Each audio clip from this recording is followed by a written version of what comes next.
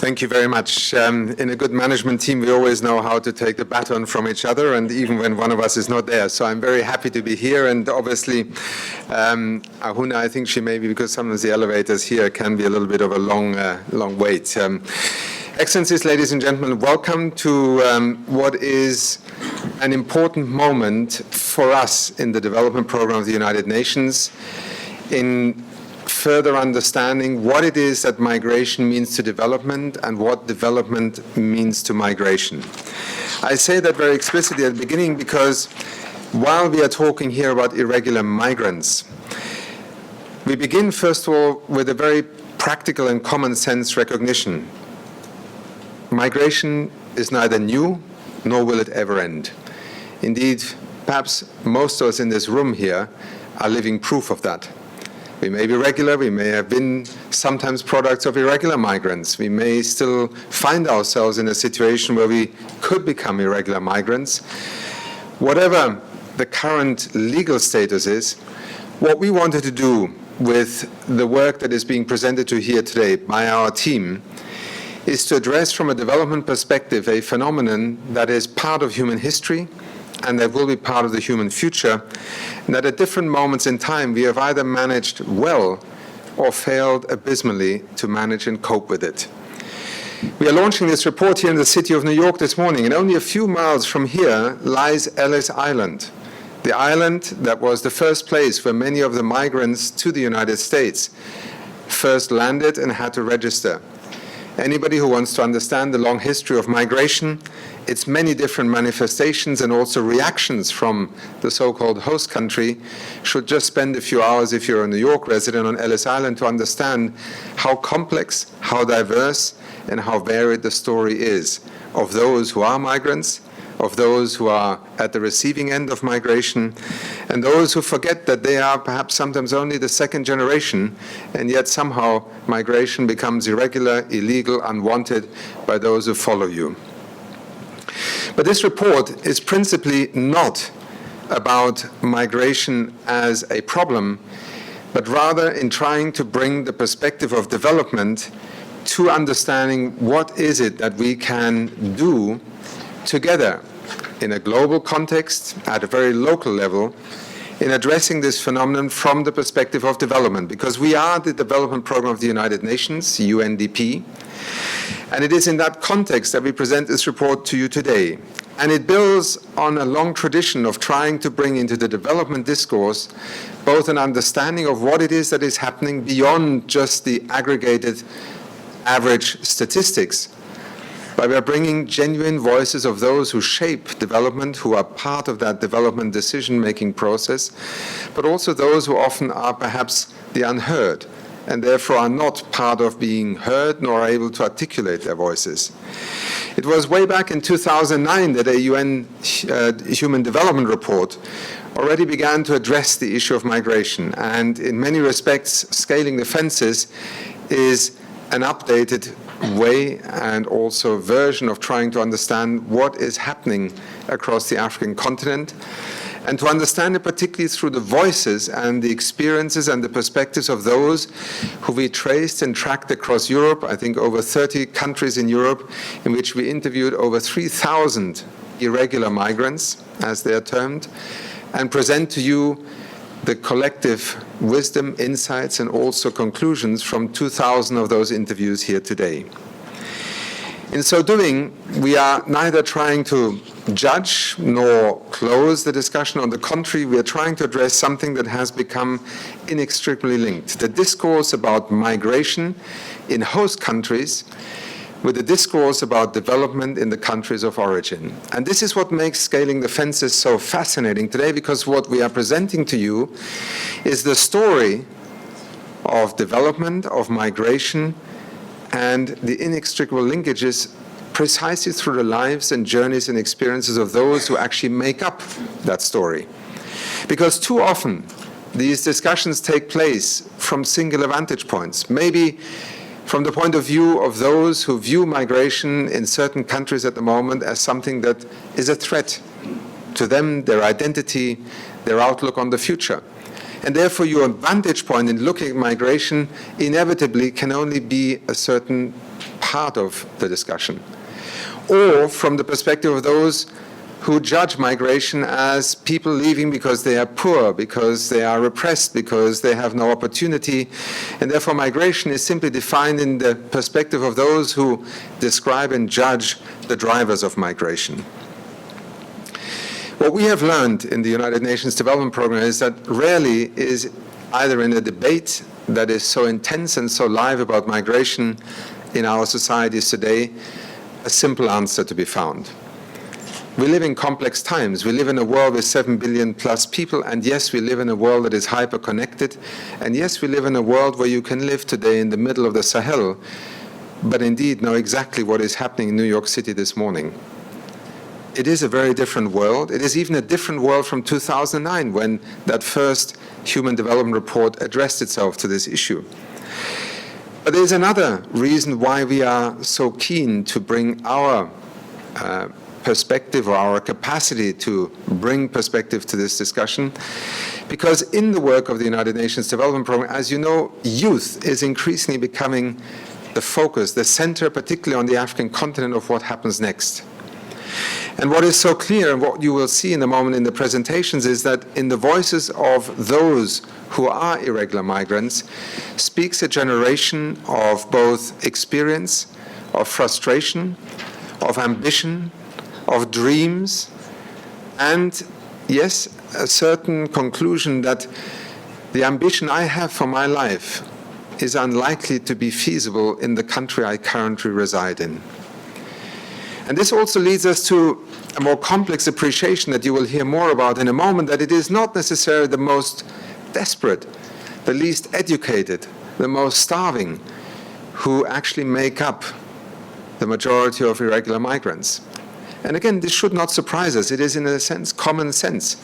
Whether you look back to the Irish famine, which shaped so much also of this country's early migration, if you look back to many other diasporas that have taken place, often it is those who have either been able to get some education, get some sense of another horizon, have perhaps some savings, have the energy, the courage to take the risk of undertaking this journey, who get up and leave.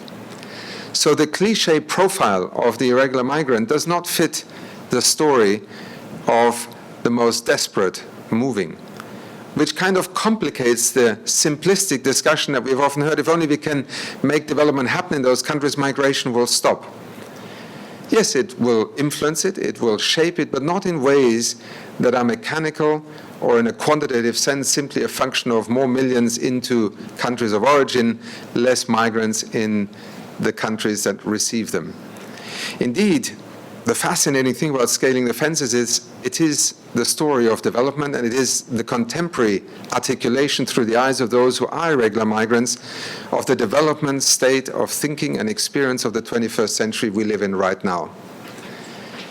And as I stand here before you, you will also, and I go back to where I began, realize that maybe the abstract notion of a migrant from Africa to Europe today may seem very distant from your life.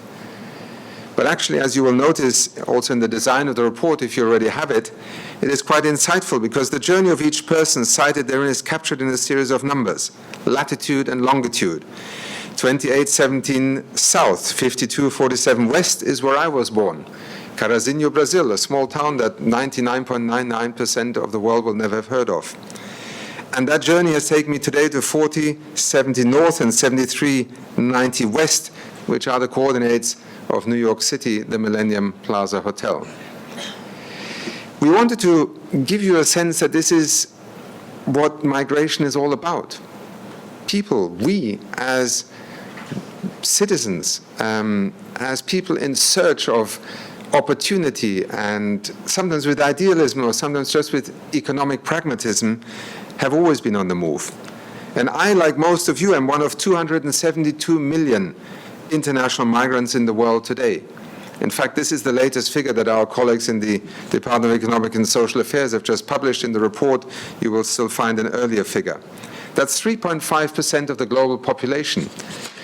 In some ways, we should be concerned why we are so worried about what may seem at first a numerically not such a large figure. But that psychology of how migration is debated, experienced, and managed remains one that I think we're all trying to comprehend right now. But what I'm convinced of and what we in UNDP today are trying to do by adding depth and also the diversity of experience of those who are deemed irregular migrants to this discussion is to hopefully, first of all, put a human face to this. The more we discuss migration as a quantitative, nationalist, or in any other form aggregated phenomenon, the less we lose sight of the fact that with each decision of each individual to migrate lies an entire story. If you want to influence that story, you need to understand that story better. And it's not a matter of judging it. That we can do in the political arena. In the development context, it is to understand it in order to better address it. And this is at the heart of our work also that led us to look at this phenomenon of youth in Africa. A few years ago, Mo Yah sits here with his team, published the Journeys to Extremism report. It was the first attempt by UNDP to understand why is it that on the African continent suddenly youth are more and more likely to be radicalized. It was an extraordinary report. It provided extraordinary insight across the world about what was actually driving young people to take this extreme decision, to leave their community, to turn against their parents, to understand better why is this happening and why in ever larger numbers. And here is a second chapter to this story of African youth. Why are so many deciding to leave their homes, their families, their country, their identity? Because migration is not fun, at least not in the initial stages. And for many, the story was brutal along the way. Many have died. And yet perhaps one of the more remarkable figures here is that most of those who were interviewed in this report would do exactly the same journey again. And this is also a message that for every African government, every African leader, public, private, elder, is a message that must be disturbing. Because the sacrifice that these people take upon themselves is not to buy a ticket and get on an airplane. Those are the regular migrants. Those are the ones who can afford this. These are the next generation for whom their ambition has outpaced the opportunities of their countries, to such an extent that they are willing or feel unable to avoid the decision to pack up, leave everything behind, and try to make that living on the other side. And yes, we know the economics of the story. There is income to be earned on the other side. But if you reduce this simply to a matter of income and economics, we, I think, misunderstand a great deal and probably miss 80% of what actually defines what drives migration. With these opening remarks, Excellencies, ladies and gentlemen, I want to invite you on a journey of a discussion that begins here today in terms of the report being presented to you, but that goes back thousands of years in human history, and that will define the way we relate to one another for thousands of years to come. But right now, we are very concerned, because if migration and development do not find a way in which that discourse can be productive, constructive, and not judgmental, but rather looking for ways in which we can work together, then we will see more of what we are seeing in so many parts of the world right now. We fall apart as societies, as an international community, and above all, we lose the power to actually manage something that is both an expression of desperation, of aspiration, of fear and concern, but ultimately will be with us for the future. And in that context, in the development context of countries and nations and the international community today, scaling the fences is a way to try and bring more realism, but also more idealism to working together on this. Thank you for being here this morning.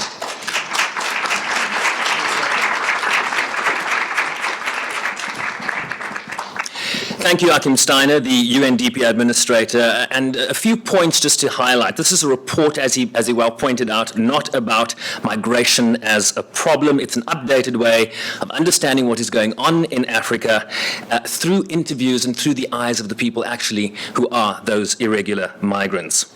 So to continue framing Scaling Fences, let's watch a short video before I introduce the next speaker. Please dim the lights. Ahuna Ezia-Conwa's GPS coordinates indicate that she is in the room. Please welcome the Assistant Secretary General and Director of UNDP's Regional Bureau for Africa. You have the floor.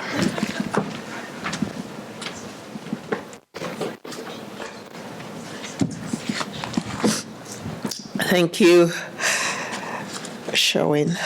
I want to start by apologizing for coming a little bit late. I have a bit of an allergic reaction that might affect my speech today, but please excuse me. Excellencies, the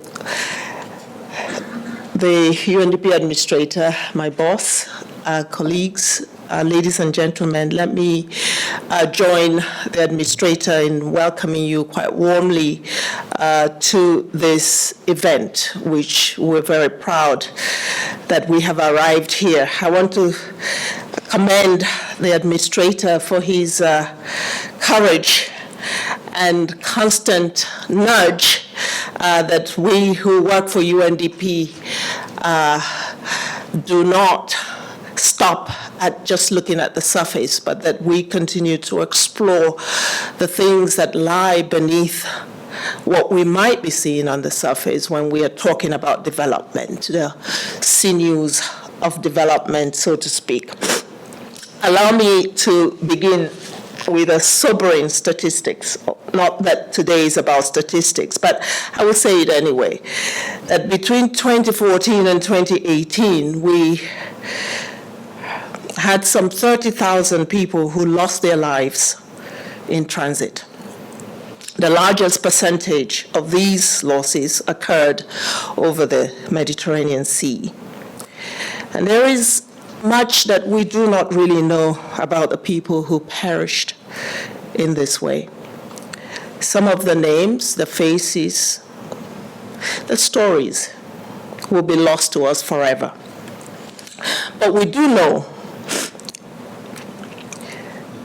that prominent among them were many young Africans, men and women in their prime, all of whom had weighed their odds and arrived at the same conclusion, that risking death for an uncertain future in a foreign land held greater promise than the life and opportunities they faced at home in their own countries. Now, as a development practitioner, and for all those who are leaders in our world today, this is an indictment of great proportions, and something that will be hard for us to explain to our children and the future generations. And I suppose this is why we're doing this report. The migration crisis is disrupting African development progress in ways we're just beginning to grasp. It is essential that we gain a clearer understanding of its drivers so that we and other development partners can respond more effectively. And in my view, it is about that all-important word, hope. And as you saw in the video and as the administrator mentioned, we are presiding over chunks of our world and our humanity where hope is increasingly lost to generations that should indeed hang on to hope, albeit a stubborn hope. Regular migration to fill the data gap on African migrants who are choosing to travel to Europe.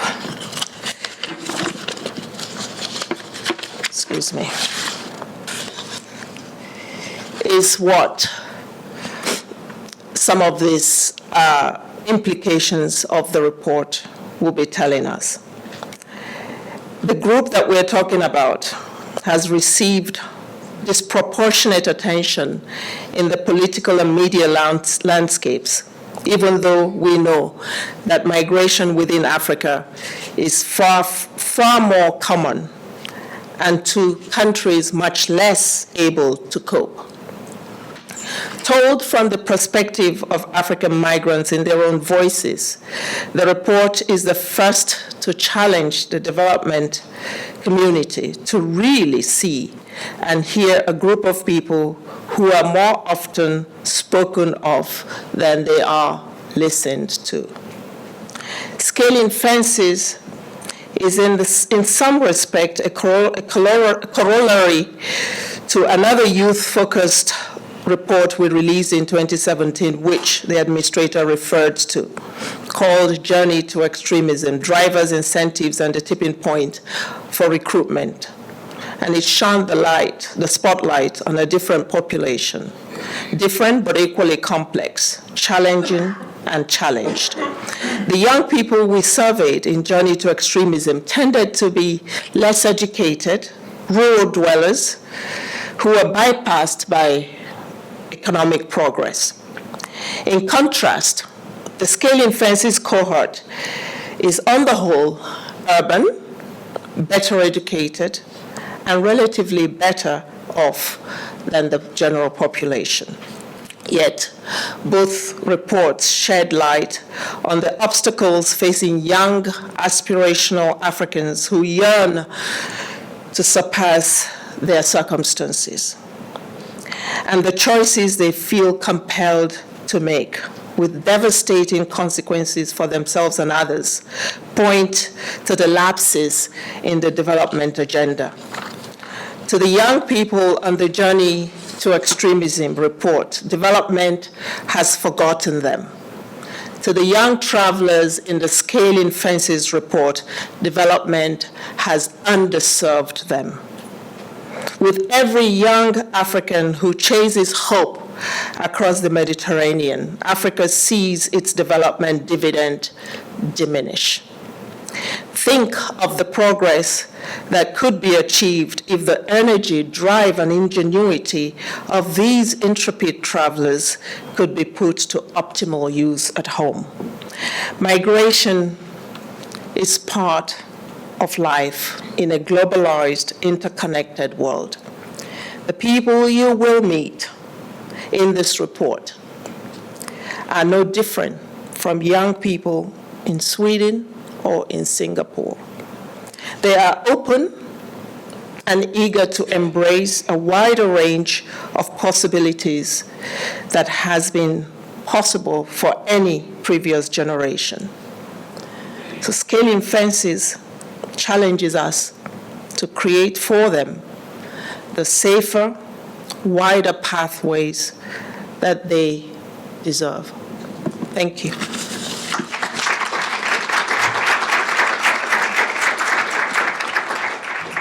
By way of introduction, in terms of introducing this report to you, now to get to the substance, the meat of this report, it's my great pleasure to welcome on stage Mohamed Yahya.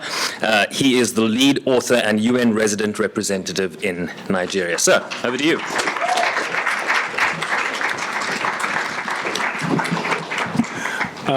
Is it good afternoon already? Still good morning. Okay, good morning. So I will get straight into the report and to give you a sense of who are these young people, what is their aspiration, and what we are seeing in the data that can inform development policy in the host countries. Quickly on methodology, we looked at their home country, essentially who are these people before they've left? What kind of social structure do they live in? What kind of relationships, what kind of family system they had? Then we looked at their motivation as declared by themselves. And then a bit of the journey. We didn't focus a lot of the journey because this has been covered in many publications, but we touched a bit on that. And then their life in Europe. All the interviews were done in Europe. And then we started looking into the aspirational aspect and looking at has their motivation changed now that they're in Europe, and how do they see their future in that regard. Quickly, the sample target, we primarily focused on those who have self-declared to be development migrants, to put it in a easy, accessible language.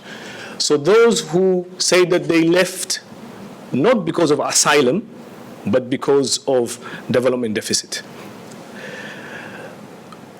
Those who arrived irregularly, by irregularly we mean not through legal channels, and finally were in Europe at least 6 months before they were interviewed.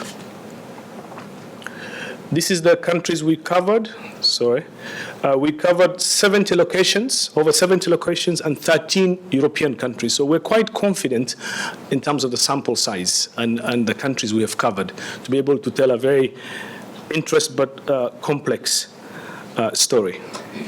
It's always important when you're doing data collection and writing a report to get your caveats right and upfront, so I'll do that. It's not randomized. For those who know how data works, there is no list of irregular migrants that we could have randomized. The nature of the migration itself doesn't allow one to do a randomized approach. So what does that mean? So that means that it only applies, the finding applies to the sample size, the sample itself. One other aspect is many of them were waiting for their cases to be assessed. So we obviously tried as much as possible to triangulate. And for example, we discounted 300 questionnaires because we saw that the randomized, the triangulation indicated that we were not confident about those 300, but their own situation obviously influences how they saw things at that specific time. Total interviewed 3,209, but we focused on 1,970 of those who are self-declared development migrants from 38 African countries and now live in 13 European countries. This is the gender aspects. 77% were men, 23% were female, 91% came through the sea and through the Sahara. We had a few who came through road, through what they call the Balkan route, from Iran, Turkey, and to Europe. And others came with fake documents, about 2% through a plane, but using fake documents. So what are the findings we're seeing? One, 85% of them came from urban environment, cities. So this is when the administrator and Ahuna was speaking about the development basis of this, is really important to understand the kind of development backdrop at home that much influences the kind of trends we see. So urbanization is a key part. If you see the map, what we did is we were able to geolocate the area they came from and put the multidimensional poverty in the same countries. You see you see a lot of concentration of places that have seen some development, not the poorest part of the country, but also places where, as Achim said, ambition has surpassed opportunity. So what you will see down there is, for example, in Nigeria, it's southern part of Nigeria. If you look at Cote d'Ivoire, it's the green part, which is the places where opportunities are better than the red, or I can't see the other color, but I hope you get the sense. Quickly to show you this specific city, this is the of Benin City, Nigeria, Edo State, which disproportionately produces more migrants than any other city in the African continent. And we're able to show you briefly the growth of that city in a very short period of time. So the urbanization aspect, the development processes that are ongoing is important aspect. So 122% growth of the city between 2008 and 2018. Education, so we looked up on who are they. Part of that was to look at the educational background and compare them to their peers in the same country, but also compare them to the national average. So if you look at the yellow, that is our sample size. The green is their peers, people who are between 15 and 28. And then the lighter green is the national average. So you see that these specific individuals are on average much more educated, between 3 to 5 years more education than the national average also of their peers. So This is a specific group of people who Africa has invested in for certain period of time, at least since 2000, and the impact that has on the African continent, if this trend goes on, is one of the issues that hopefully we'll be debating today. Their relationship with the state and government and institutions was another aspect we looked at. 84% held very little confidence in state institutions and their understanding that probably through their own countries they'll be able to realize their ambition. Jobs, the issue of jobs is extremely important because the narrative out there is unemployment drives migration. Africa has a huge population of young people who are unemployed. So the story of scaling fences is not to say that employment or jobs don't matter. What we are saying is that this specific sample of those who are migrating, employment, the data shows, was not an important factor in their decision to migrate or stay. So as you can see, 49% of them had jobs, 9% were in education, and overall, what the data shows is 66% earning was not earning or prospect of earning was not a constraining factor for their decision to leave. So jobs as a job creation in itself, as a tool to stop migration, does not seem to be backed by the data. The quality of jobs and other aspects also do matter, and I'll come back to that. Family investment is a significant outcome of the data. Most of them, although working, still needed assistance. And what we see is 53% of them received financial assistance to pay for their migration, family, friends. The administrator pointed out the risk. Many of them understood the risk. Many of them knew and experienced the risk, but only 2% said, knowing what they know now, they would have stayed. So how risk is understood by maybe us, those of us who are in a better condition, is very different on how risk is understood for many who feel that following their dream is much more important than the risk associated with the migration itself. Then we looked at earning. What the most fascinating thing was many of them, because of the nature of how they got into Europe, are not allowed to work or did not have any jobs when we interviewed them. 62% were not earning, 38% were earning. But what was interesting was those who were earning, about 38% again, were working, without better word to say, illegally. They were working without permits. And we wanted, obviously, to look at what that means and what kind of work they were involved in. So you'll see here, sorry about the text, is a bit smaller than we had anticipated, but the top is the kind of jobs they're doing in Europe, and we compared the bottom, the kind of jobs they were doing in Africa. First, there's a difference in terms of skills. In Europe, they're doing a lot of cleaning, agricultural work, picking fruits, household keeping and supporting of the elderly. While in Africa, they had better skilled jobs, such as construction. Some were architects, others were doing service-oriented jobs. The difference was interesting in terms of the jobs they were doing and the jobs that they had skills for in terms of their skill level. Commitment to family. We started by saying that family investment was extremely important, and now here you see the returns to that family investment. Remittances. 78% of them were sending money home, but the most interesting thing is remittance represented 90% of their original income. So a significant injection of resources and the incentive that it generates is a point also that comes out through the report.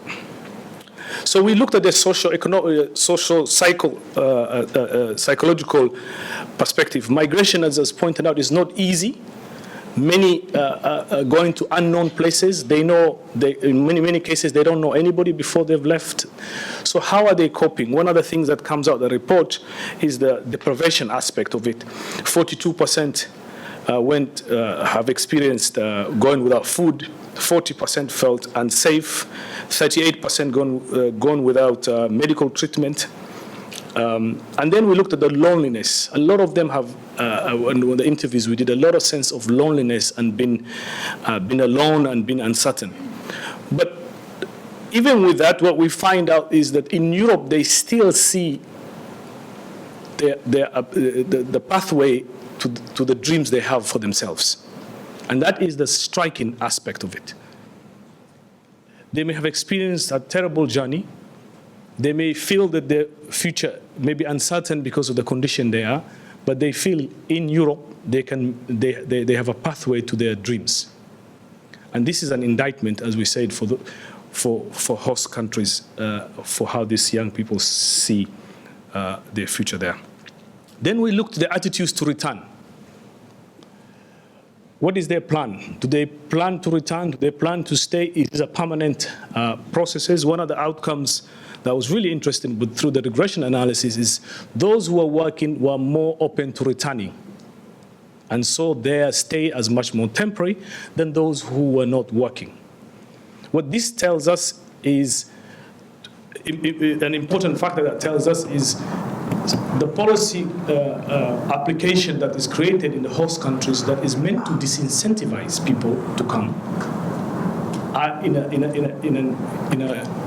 in a way encouraging people to stay. And that is very clear because what you see is that if you're coming from a situation where your family has invested in you, the development deficit in your mind is not something that will be removed anytime soon, going back empty-handed is not an option for many people. And the shame of having been a failure is a huge constraining factor in terms of attitudes to return. So what are the takeaways quickly? One, the relationship between migration and development and incomplete development is extremely important. Sometimes we understand deprivation as extreme poverty. And when you say, well, people are not extremely poor, so why are they leaving? And I think what is coming out of the report is that deprivation of opportunity is equally important for many. So that aspect is clear. So one thing we did, we looked at the migration stock against the Human Development Index, and what you see that many Africans are on the yellow side. So the story of the report essentially is accelerated development that leads to improved Human Development Index is the pathway for people to feel that home, maybe opportunity could be found. We talked about ambition outpacing opportunity. It's not only about jobs. This is an important factor because there's been a lot of responses about job creation as a disincentive. Migration as a family investment is a big factor. One of the things we found out also was that this sample came from households that were much larger than the average African household. An average African household is about 5. This group came out from a household that was at least 10 or above. So the migration as a diversification of income for families seems to be something that also we see coming out. Visible turbulence created by policy vacuum. This is an important factor. What we see, these pictures we took, you go to a lot of, when you go to Europe in many parks, not all the parks, but some parks, there are people who are sleeping roughly and happen to be African migrants. When you ask them, why are you living roughly, many of them will say, we're waiting for our papers, we're not allowed to work. So what we are putting out there in the report is this visible displacement in itself contributes to anti-migration feeling. And I have spoken to a lot of host communities who will say that I can't go to my park. I can't walk my dog anymore. There are people sleeping there roughly. But there's the misunderstanding of why are they sleeping, are they sleeping roughly and not having the kind of accommodation that they feel that they should have. So this visible dislocation created by the lack of any other path but asylum contributes in a way to the migration debate. So I will not dwell on the recommendations. I think they're self-evident. One, expanding opportunities and choice in Africa, and the youth question. is the single most defining issue that will face the African continent in decades to come. This is one of the ramifications of the African youth, marginalization of the African youth. There are other factors, but this is transformation and development of the African youth is a critical recommendation that reports puts forward. The lack of any other pathway to migration except asylum group of people also contributes to at least for those who are in Europe already contributes to the issues of perception in terms of migration debate. Finally, the report is meant to be a very balanced report. It's a report that shows different perspectives. It's a report that touches and gives voice to those who we normally don't hear about, but it's not a report that says or dictates how things should be done. It's a report, hopefully, that will provide policymakers with the right tools and the right information and the right data points to make a more informed decision and hopefully lead to a better debate on how migration happens in the 21st century. With that, thank you very much.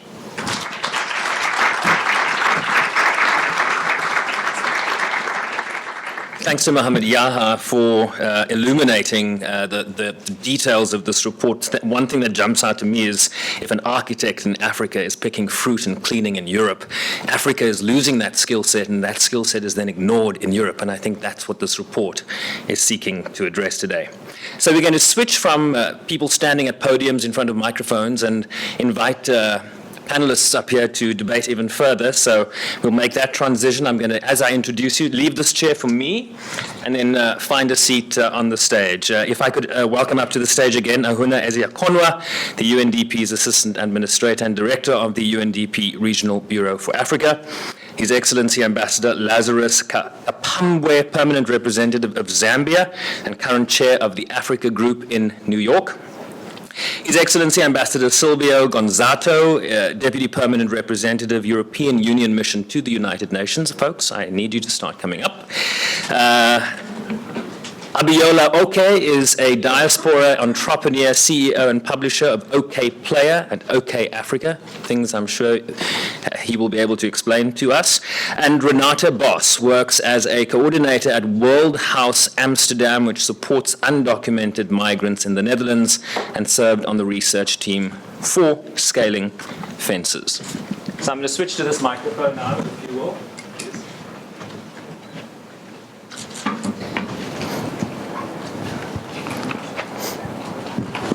Am I on? All right, great. So I think let's start with Ahuna. Why has it taken so long to bring the voices of those who migrate into this debate? I think part of it is the narrative. Grab a mic. It's the narrative and the stigma. I think that the whole discourse on migration is actually led to even a perception that these people are not real people, that they are some, fiction of our imagination and people in the underworld that are associated with criminal activities and perhaps not even worth it, in terms of investment of time, energy, and interest. Most people view this as a problem, right? That migration is a problem. It's a crisis. It's and who is perpetrating the crisis? At the heart of that is the migrant in that perception. So why bother? But just basically try to find a way to squash these individuals rather than try to get into what actually lies beneath and what they represent in terms of, seeing them as human beings like you and I. Right. As the administrator said, he's been a migrant, so have I, and so have many of us. We may have not undertaken the journeys that the people we're referring to here have undertaken, but we, at one point in our lives, made the choice. The big difference is that these people have not had a choice, or it's not been migration by choice, so to speak. Is it fair to say that this report is about making irregular migration more regular?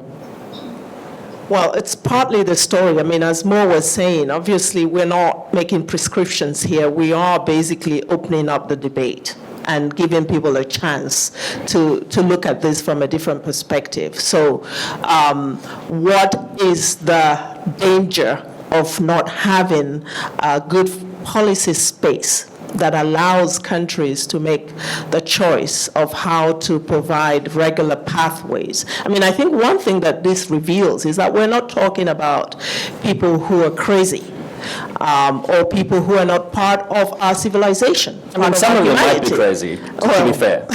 Some of them might be crazy because, they're prepared to die for what they do. Right. But most of us, when we have ambitions, we make sacrifices. But we're looking at individuals who are supporting their families back home with whatever money they're making. They're actually making a huge sacrifice for health, education of those who they have left behind. So there is a touch of humanity there that I think this report allows us to connect with that. Let me bring in the European Union Deputy Gonzato.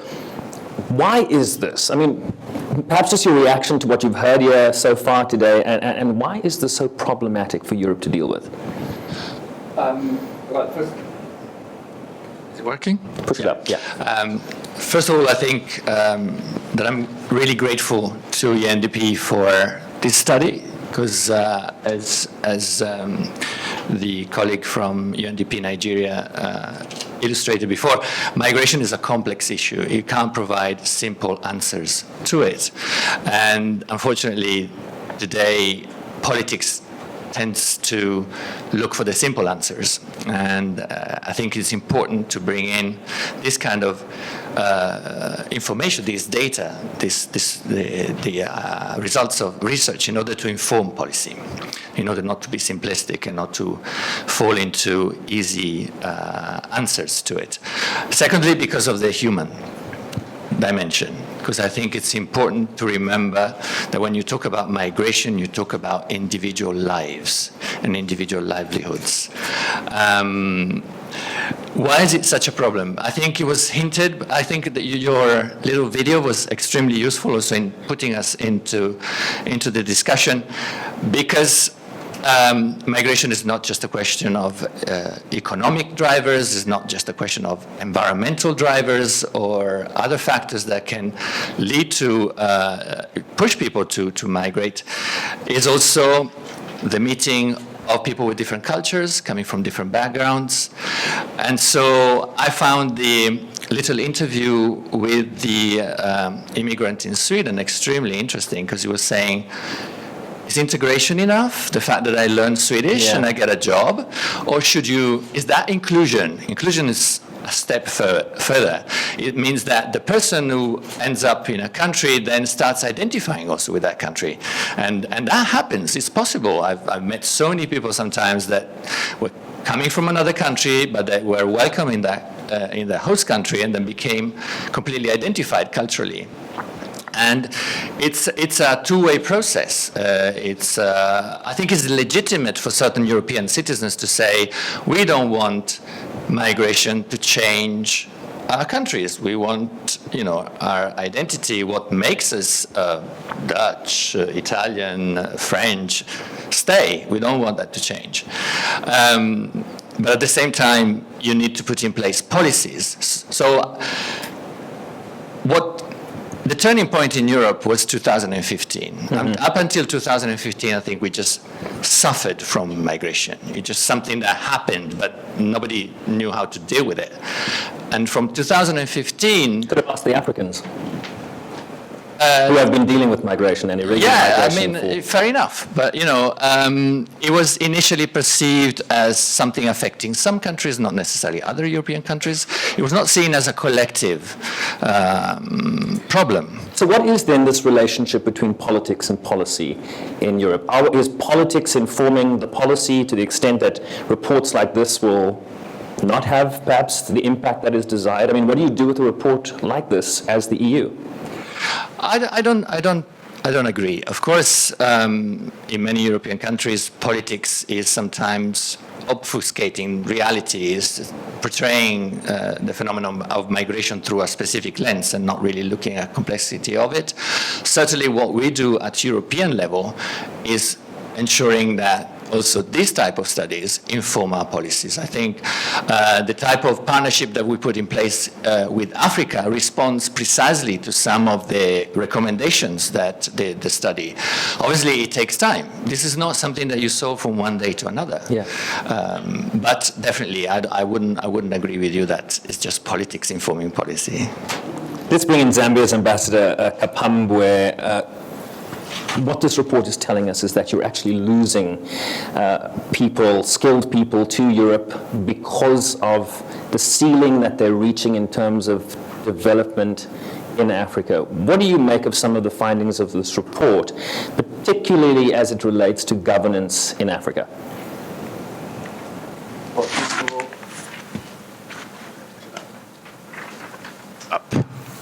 First of all, thank you very much for organizing this very important and instructive session. I'm happy to take all the credit. Secondly, I see a number of African ambassadors in the audience. Thank you very much for coming. Just maybe use that one. Thank you very much all for coming. Now, I find it very interesting that we are discussing this report as if we are saying the immigration of Africans to Europe is a problem. We have been told That's not what this report is saying, to correct you. no, but I'm saying the discussion is suggesting, is it the problem that I don't know how to hold the microphone? Yeah. Just keep talking. Yeah, I was saying that to the extent that the African migrants in Europe are only 18% of the migrants who are in Europe irregularly. There seems to be this inordinate attention to Africans in Europe as if they are a problem. Secondly, we also know, as has been said earlier, that we have much more African migrants into Africa than they are going to Europe. And thirdly, even as this migration is taking place, we know that migration is taking place everywhere and is a human condition. If it is a human condition, it means it has been going on and it will continue. And I like the title of the report, Scaling the Fences. That means no matter how high the fences, people will get through because it's a human condition. So if it is a human condition, why is it suddenly a problem? And this is, I think, the discussion, the bulk of the discussion should be, is migration really a problem? Is it, have we only become aware of it? Is it that we are overwhelmed by it and are not able to do what we have always been doing to accommodate migration? Because it has been going on throughout our lifetime. But the question was also about the cause of this irregular migration, and something that this report points to is the lack of development, or people reaching development ceilings in Africa where they feel they do not have any options to progress, right? We talk about a majority of these people having secondary education, having jobs, working as architects, and then going to become cleaners in Europe because they feel that the economic opportunity afforded them in Europe is far greater than it would be if they stay at home. So this is not just a problem that the Europeans and and how the Europeans are reacting, this is also a problem of how African countries are limited in terms of the development prospects they are providing to these people. So speak to that, if you will, Ambassador. Yes, I will. But the point I wanted to make is it is not only in Africa. Right. So this problem is perhaps in developing countries, because migration is taking place. I was saying Africa is just a small part. So the question is, why? So we need another report, basically, right? Yeah, we need many reports. But I think the point is that migration should be seen, irregular migration should be seen as a symptom of a problem. I'm going to come back to you, Ambassador, on the governance question. I wanted you to think about that, and I just want to bring in some of the other panelists here. Abiola, okay. Do you just want to jump in? And you've heard from the EU, you've heard from the African representative and the UNDP. Perhaps jump in and tell us what you think. Thank you very much. My name is Abiola. Yeah, it's fine. Yes. My name is Abiola. I think get the other one. I don't think this one's I think they working. all work the same. I think you just have to Just keep talking. Hello. Yeah, okay. keep sounding. So my name is Abiola Ake. I'm the CEO and publisher of okafrica.com.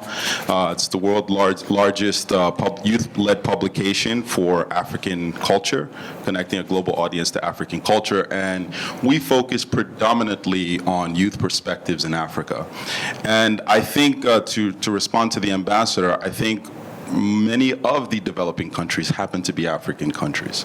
The thing that isn't talked enough, of course, is the legacy of colonialism and the impact of colonialism on African countries. Immigration is a problem, but even within Africa, 80% of migration happens within Africa, as the reports showed. It's not just because of the development ceiling, it's because there aren't enough opportunities or economic opportunities. I'm not really concerned about European migration as an African.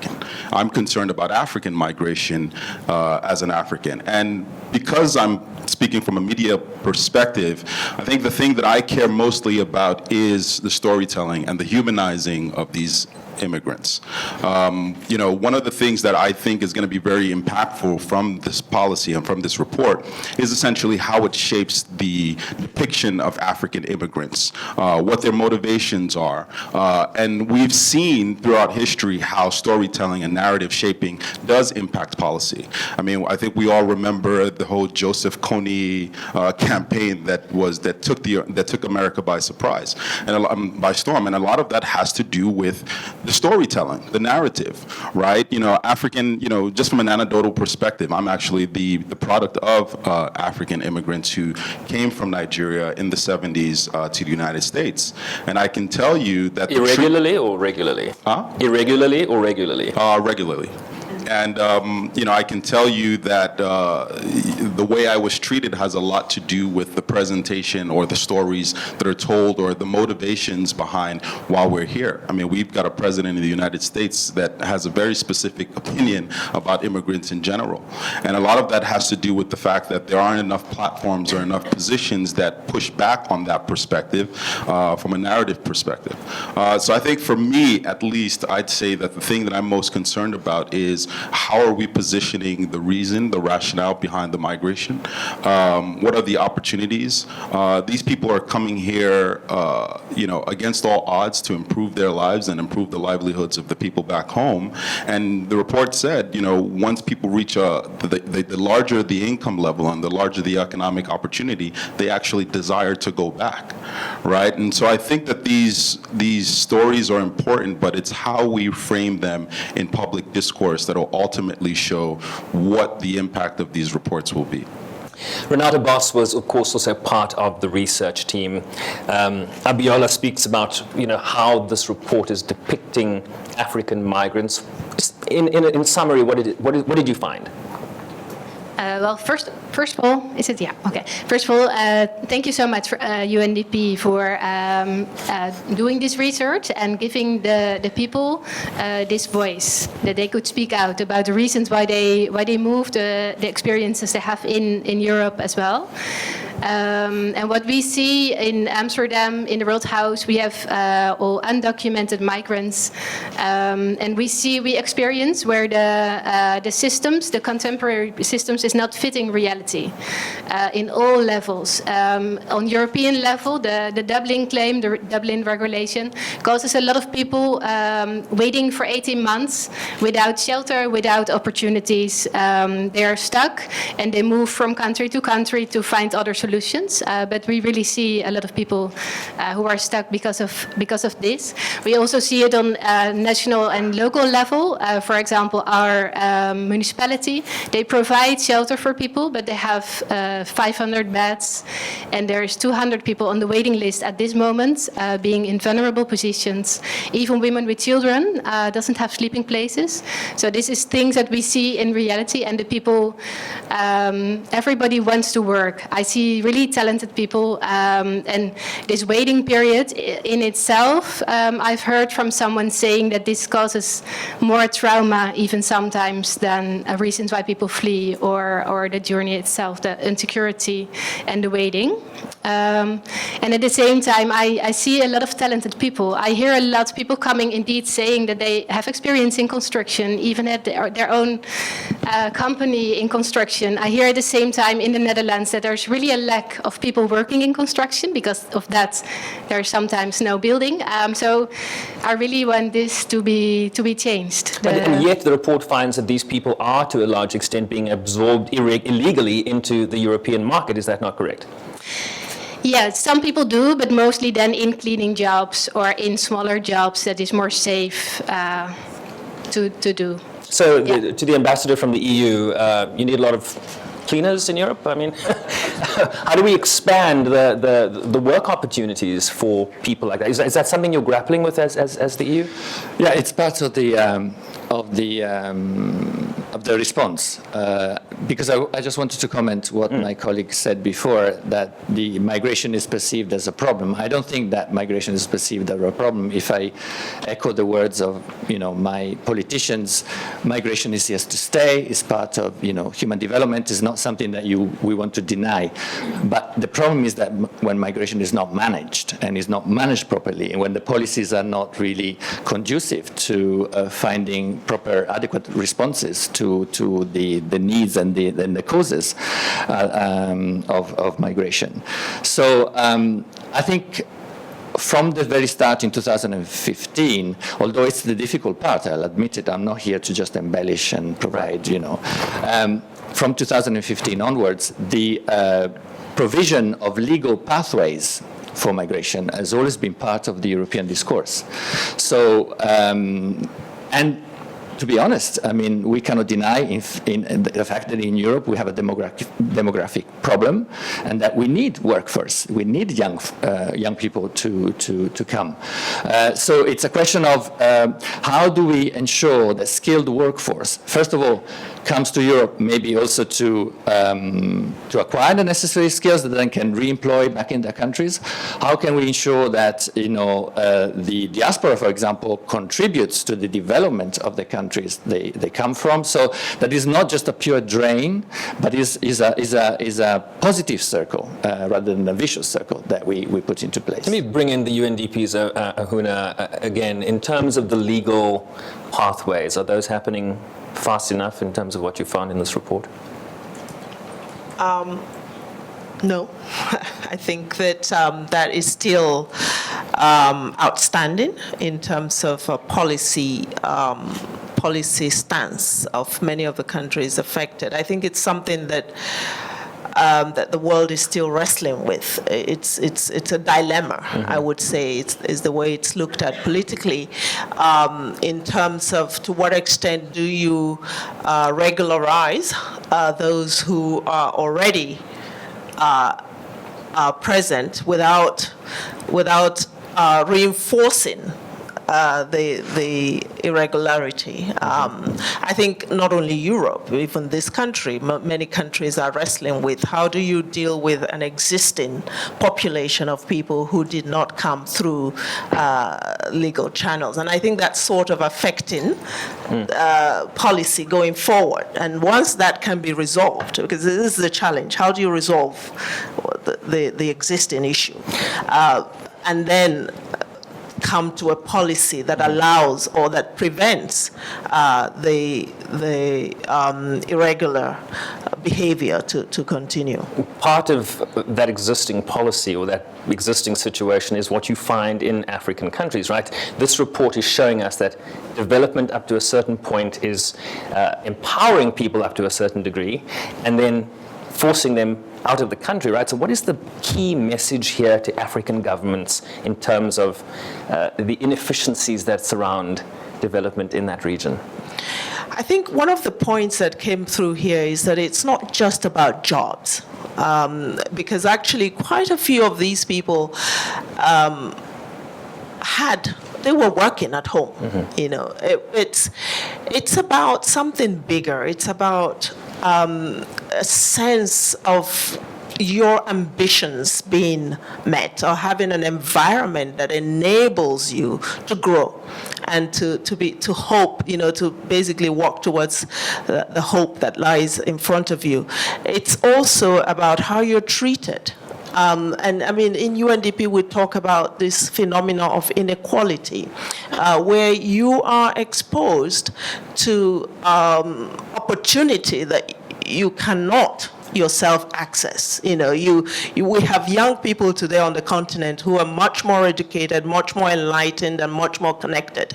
So they know what's going on around them. They know what the possibilities are, and they don't have access to that possibility.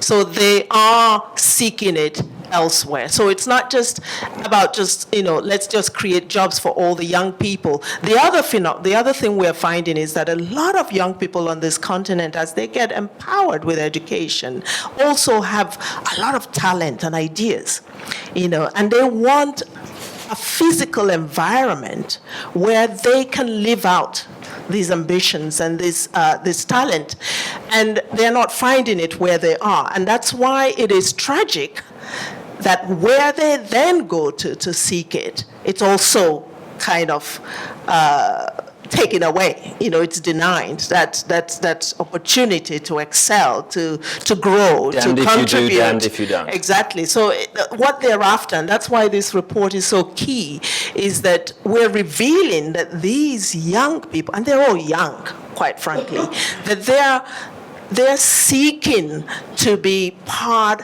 of a civilization. They're seeking to play their role with everything they've got in society. And you're saying that they don't find that at home. Let me bring Well, they're not finding it at home, but also they're not finding it where they're going. In Europe. Ambassador Kapam, where the largest youth population in the world is in Africa. Yes. Burgeoning, vibrant. We see what they're doing on the continent in terms of standing up. We saw what happened in Sudan. What are the limitations that you need to address? The report reveals that many of these kids are going out because they want to go and fulfill their ambition. And yet the report says when they arrive, they are not even in the skills in which one would expect that they want to fulfill their ambition. And in the final analysis, they are doing jobs that are not fulfilling that ambition. But only 2% said that they would not make the journey again. Mm-hmm. Because it means then the bottom line is that what they are getting as salaries in the final analysis seems to be what determines how they see themselves as successful. They are sending more money to their countries, to their families, than the skilled jobs. One would expect that ambition would be fostered by the skills that you have, the creativity, and so on. But anyway, coming to this question, I think it's a developmental challenge that we have. We are talking about implementing the SDGs. Mm-hmm. And if we do not implement the SDGs successfully, we will not create sufficient opportunity in Africa and we will continue to send our kids out. We will not create an environment that will take advantage of these burgeoning skills from our kids if we do not embark on policies that will actually lead to development in Africa. So for me, this issue is a symptom of the lack of development, because lack of development means lack of sufficient opportunities. And they're going to areas that are more developed where they feel that there are more opportunities. But in the final analysis, as we are saying, yes, there are also other reasons for migration. I don't think, yes, we have these disruptions. The same reasons that Europeans move to the New World, That's right? That's right. Are the same reasons why Africans are also moving to Europe. That's right. Fair enough, Ambassador. Abiola, okay, I'm going to come to you. I just want to tell the audience that the administrator has to leave in the next couple of minutes. So if you want to get up at any point, you have our blessing. So you want to, I saw you sort of frowning at No, I think the ambassador. I think it's important. I mean, the first question is, is there a report that shows what African nations and their governments see this migration to Europe as a problem, right? Because it is up to the African nations to mitigate this migration. And then and there's something that the woman of what's her name? Ahuna said about the perception of opportunity in Europe, right? What are African governmental policies around staying attractive, right? How are the opportunities being communicated? One of the largest sectors that can offer the greatest opportunity to African youth is the agricultural sector, right? In agriculture in Africa, you have food processing opportunities, you have infrastructural development opportunities from getting produce from the farm to the market. You have so many opportunities in agriculture, but then how are the governments communicating those opportunities to the youth? How is the private sector making available through whether it's media, whether it's advertising, whether it's marketing? One of the things that Europe and the United States does very well is make it an attractive place. The media and the storytelling about how you can go from, the lowest level of society and become a multimillionaire is ingrained in the American narrative, even though the they call it the American dream here. The American we dream, should have the African dream, or the Zambian dream, or the South African dream. What is that dream? What is the Nigerian dream? What is the South African dream, right? And I think that too often media is not included as a national policy for our countries. And I think that will sort of stymie a lot of the migration that you see. So just to pause the panel for a bit, so before the administrator leaves, my mistake, we want to officially launch the report. So if I could invite you back on stage with Mohamed Yahya, and maybe some applause.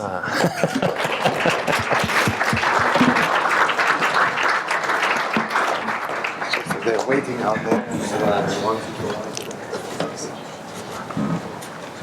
One for me too? Maybe just try to take a photo together here and maybe if you step forward of the light. Should we step down? Yeah, I think Are we fine? Okay. Thanks for doing this. Thank you, sir. I hope we get a chance to talk. Sorry.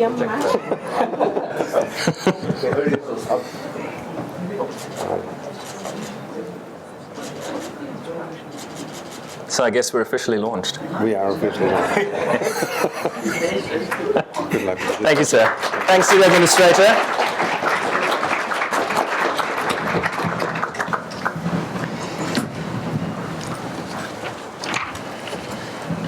All right, I wanted to bring in the NGO. In the Netherlands, that a lot of people are not aware of what is really going on, and if they know, they're shocked, and they want to help or they want to change things. So narratives for me is really a super important thing in this. And the role of NGOs too, right? I mean, you guys are filling a gap that is being left by policymakers in Europe, not so? Yeah, exactly. Yes, we are. Yes, yeah. So what do you need? Well, the first question people ask if they come in our place is if we have a shelter. So very practical, there needs to be shelters for people because the only way people can think of their future is having a stable situation, having a bed to sleep, having something to eat, and then you can think of your future. But besides that, for example, for me, it's really important that people will get the opportunity to work and use their talents. And as I said, there is a lot of lack in certain areas. Please ask people what their talents are and what they can do, and divide them in all places in Europe where they can start working. And also, for example, what I named the Dublin regulation is really not contributing to people moving from country to country or waiting 18 months before they can apply for asylum. Is there enough emphasis in terms of your experiences in terms of educating the receiving populations, right? We saw in that video, like, there was a great desire for people to integrate and what that really means. Is there a requisite level of understanding in those receiving countries as to who these people are, what they can contribute to a country's economy, or is that still lacking? They are other and we are, territorial and guarding the gate? Yes, I think there is indeed a great lack in the really knowing what, like, for example, who these people are. Yeah, exactly. Yeah, and that it is people who want to work, who want to contribute to society.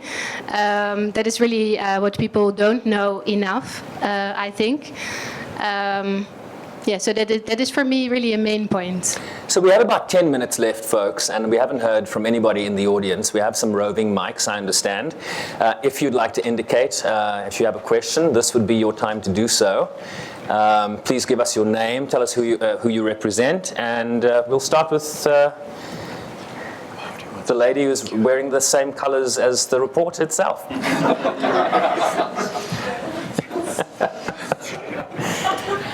God, thank Everybody you so needs a great introduction. Over to you. Thank you very much. First, I'm happy to see that a media person is moderating this event. And so my name is Esther. I'm currently doing research on public affairs communication and development in Lake Chad region. And so I wanted to just follow up from the question of communication in terms of root causes for this migration, irregular migration. Do you see the role of public affairs communication from both the government and development partner playing a role in mitigating this process? How many people know what government and partners are doing in this country? I was thinking that if these young people know what the governments are doing with their resources, they can maybe have trust in the government and also have faith in their future remaining in their countries. Who are you directing your question to? To everyone, including you yourself. I don't have the answers, only the questions. Maybe to the Deputy Ambassador from the EU. Is there enough public affairs communication? Is there an understanding on both sides of this equation? Certainly not. But I think also perhaps in the past we were focusing communication efforts on the need to inform potential migrants about the dangers of the journey. And it was interesting, it was striking to see in the report that people went through hell, because they have to be very honest. If they got there, they managed to basically survive a journey which sometimes is deathly, they would still do it again. Only 2% would be deterred by what they went through, and sometimes they went through a lot. So I think we should go to the positive side, the positive communications. But let me also say that as far as young Africans are concerned, it's not simply a question of giving them a dream. This dream has to be real. So you really have to create the conditions for them to feel that they have a future in that country and they can progress in that country. Because maybe in Europe, they stay there because also the family expects them to send them money. But I don't think that the only reason why they stay is because they earn, marginally better than what they would earn in Africa. It's because they always feel that one day they can get up, they go up the social ladder. And so that's why, back in 2015, the development community was saying, you're going to now use development money in order to pursue your migration policies. And I think that's a silly question, really, because if you still have young people who are forced to leave, it means that our development policy, our development cooperation policy with the African continent, for example, is failing. And we, the EU, are the largest development donor. So I think it's normal that we should look at development and at our development policy and say, why are these people, when they could contribute to the development of their country, why are they leaving? And can we use our development money in order to create the conditions for them to, have their lives in their own country? Because I think ultimately we all want to stay in our country unless we have particular ambitions, but Not everybody, Yeah, Ambassador. not everybody. Some do want to I've move moved also, across so borders. it's funny. Do we have a representative from the IOM in the audience? Please, I think it's Azra Karim, policy officer with the IOM. Yes. Do you stand and just so people can see you? Hello, everybody. I'd just like to make a very brief statement and give some initial feedback on behalf of the International Organization for Migration. We very much welcome and congratulate UNDP on the depth of this research on this important topic. The findings presented here today largely concur with IOM's in-house analysis and the body of literature that has emerged over the past several years concerning the drivers for and expressions of irregular migration in Europe. IOM would welcome building on this report to further enable an in-depth discussion on its implementations for development in African continent and take on the plea made by the report for having forward-looking migration policies attuned to different development scenarios. Evidence has shown that migration incentives can decrease over time as development reaches higher thresholds. Therefore, additional examinations of the report's premises that increased development leads to increased migration in a linear fashion might need to be examined with a longer-term analysis of the development trajectory of the African continent. Relating to the suggestions of the readiness of the European market to absorb irregular migration into the formal employment, it is important on that to point out that a number of factors beyond availability and education play into the decisions taken by employers. Those factors include the sad reality that low cost and vulnerability to exploitation form a large part of the incentives for employers in the shadow economy. It is also important to point out that labor market regulations differ significantly across Europe. The new United Nations Network on Migration, of which IOM is the coordinator, is charged with ensuring coherent UN system-wide support to those states engaged in the implementation of the Global Compact for safe, orderly and regular migration. The GCM, of course, covers many, if not all, of the issues touched on in the scaling defenses.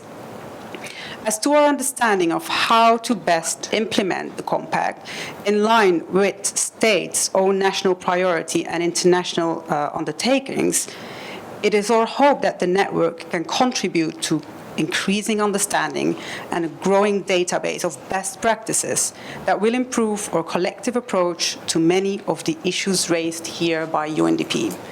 The report is a timely and a robust contribution to the debate on migration.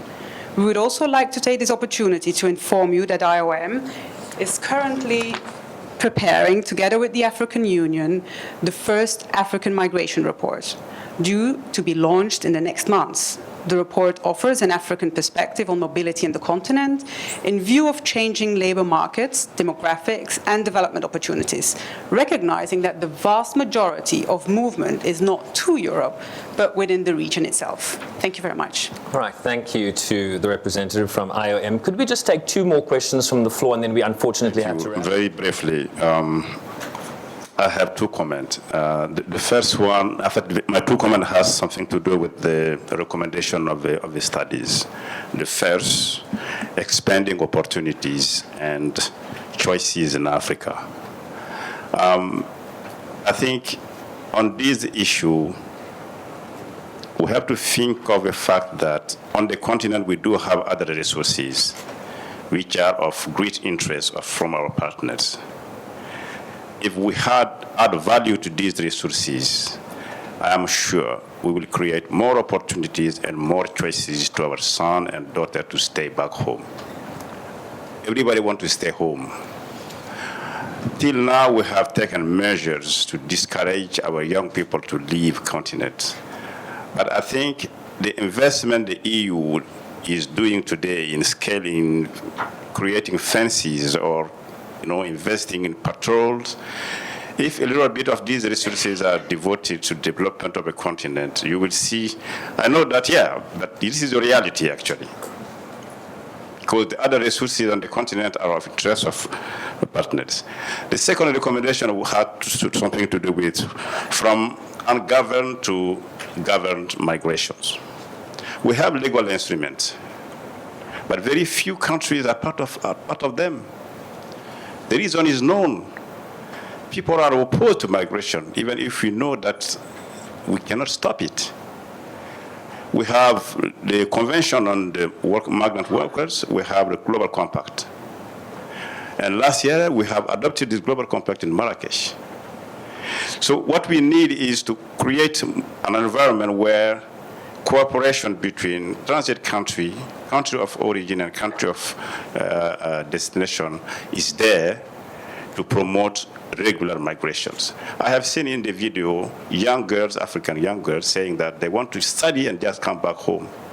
If you don't have an environment where they can go regularly to study and come back, people will take the risk. So sometimes we need cooperation and mutual understanding on this very, very important issue if you want to have regular migration. Thank you. I'm going to give the EU an opportunity to respond. The ambassador from Algeria, did you want to just briefly make a comment, and then we'll give a final word to our panelists? Thank you. Thank you for the briefers. But I have to say that I want to know, first of all, are there any reports regarding the other situation of migrants? Latin America, Asia? Did you achieve any report on that situation? And I am very happy to see that IOM is here, because I was wondering why I didn't see IOM there, because I think this issue is an issue which needs coordination, strong coordination of all stakeholders if we want to find solution. And another issue, there is regular migration, chosen migration, and irregular migration. This chosen migration is between the two. What does it mean? You know that the World Summit 2005 defined that there are three pillars: human rights, development, and security. And one can't be separated from the others, interlinkage between the three. So for Africa, development is a key issue. When we speak about development, normally we haven't to, from the developed country, we haven't to call for the chosen immigration, because you are encouraging voluntary, with a political will from developed countries, to encourage the migration of the main elites on different fields to the other country. How you can support the development of such countries, and you want on the other side to stop the immigration, and at the same time you encourage such way? There is something which is wrong, and it's a paradox. It's unacceptable for us. And if we want really to stop irregular migration, to stop it completely, it's impossible. Right. Because migration, it's a historic phenomenon. Globally. That's why we have to seek how to organize that. For example, before the 60s, the developed countries was in a position to need this migration. They encourage it. Now they are in a new stage.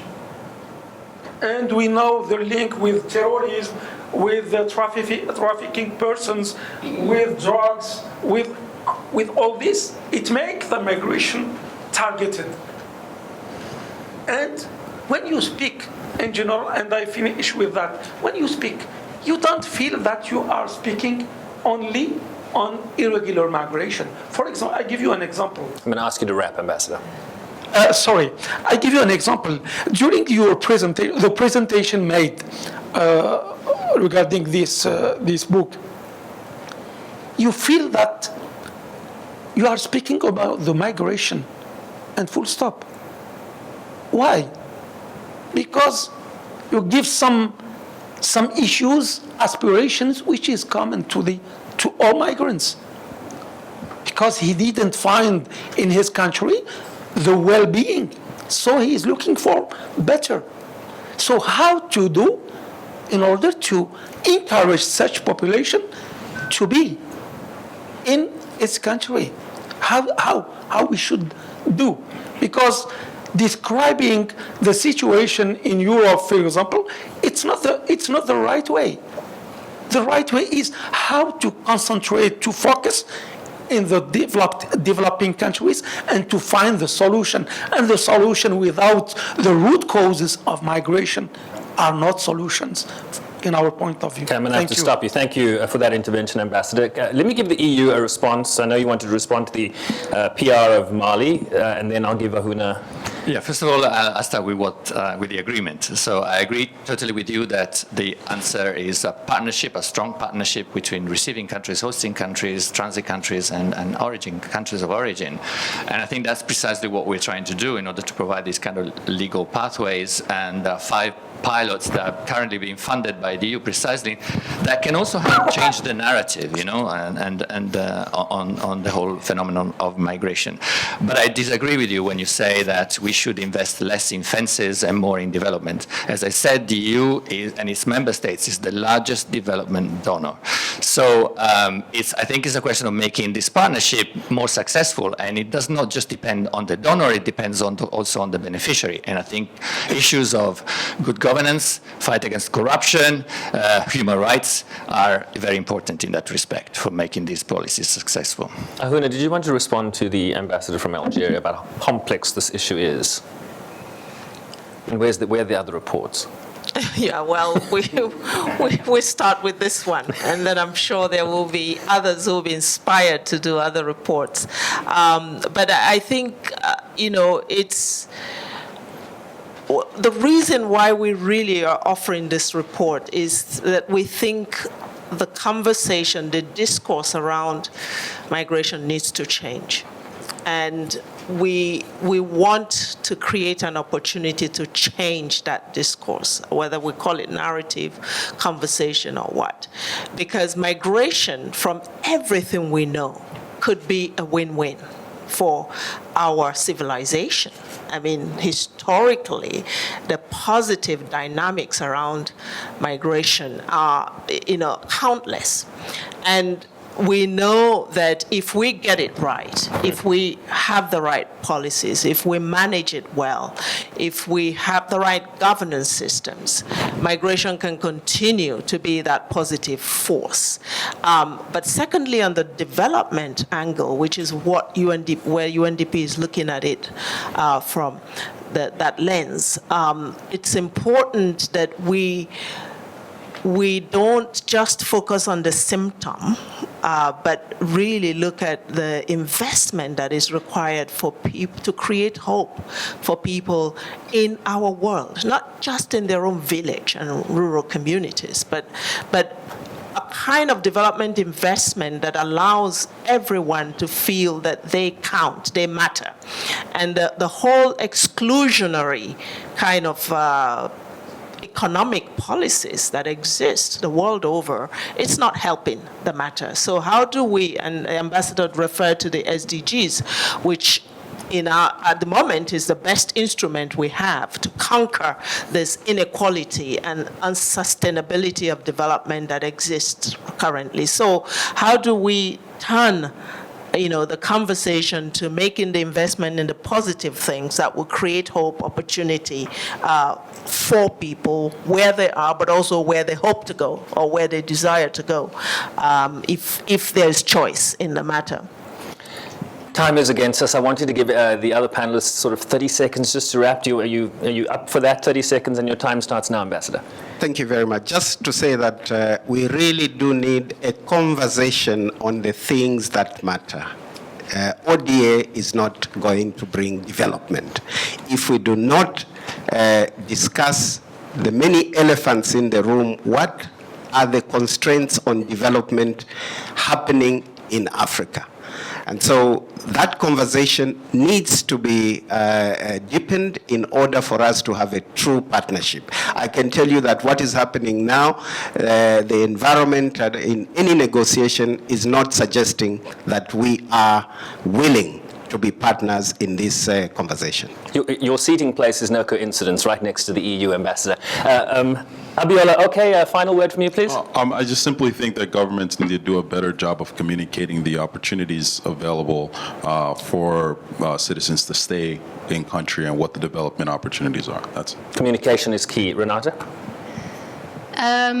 I really hope that this meeting, the things that is brought up by the report, there is a lot more awareness, I think, of what possibilities also migration could bring, that it can be a win-win. And history tells that as well. And I really wish that this brings hope to the people that we see daily, but also for Europe, for Africa. So a greater need for dialogue and certainly hoping to bring hope. Scaling fences, ladies and gentlemen, voices of irregular African migrants to Europe. By way of introduction, my job is done. Thanks to the panelists and thank you to you.